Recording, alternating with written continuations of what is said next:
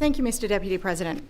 The role of opposition, as those across the benches would know in this House, is to scrutinise the government's actions, and particularly to reveal the truth on behalf of the public, to ensure confidence in the government's processes when ministerial omissions, deceptions and mistruths appear to emerge. You would have thought in this era of accountability, of new Labor, gender equality, we could move past the conversation about jobs for the boys. In fact, what about jobs for the girls? I'm very pleased to hear from the Deputy Leader of the Government that there is general support for the Honourable Natalie Ward's motion, but of course the Government cannot simply commit itself to a simple and focused transparency process. Those opposite are seeking to further politicise this issue. Surely the Government have had enough of inserting politics into this matter. Surely they are eager to demonstrate to the public that they have had enough of playing games with taxpayer money and the Parliament's time. Because how can the public and the professionals applying for significant senior roles under this government possibly have any confidence that it will be a merit-based process? By the end of this sham process, Mr Murray was apparently so in his own league of candidates that a fourth category of suitability was created. It's like the Goblet of Fire, a fourth spot created for a rigged participant. To be deemed very suitable, the successful candidate's qualifications included a stellar lineup of Labor connections, and you can't even claim that he went through the school of hard knocks.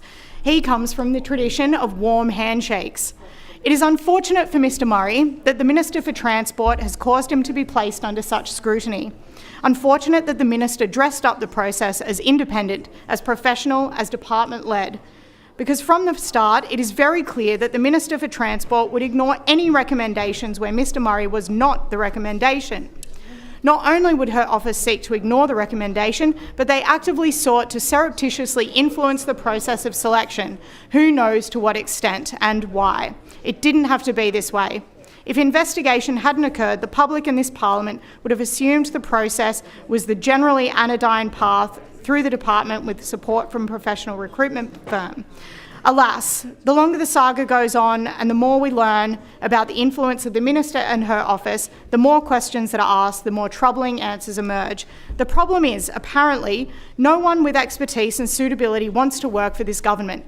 Underwhelming is how the Minister's own staff described the candidate shortlist. How embarrassing for those who applied. How unfortunate for Labor that this has become so public. Not one of the candidates overwhelmed the staff with their brilliance. Not one with expertise or suitable qualifications wanted to apply to work with this government. And why would they? It's the same old Labor, and the issue goes to the heart of good government. This is a former Labor Chief of Staff with operational experience that is a significant risk to this department's operations.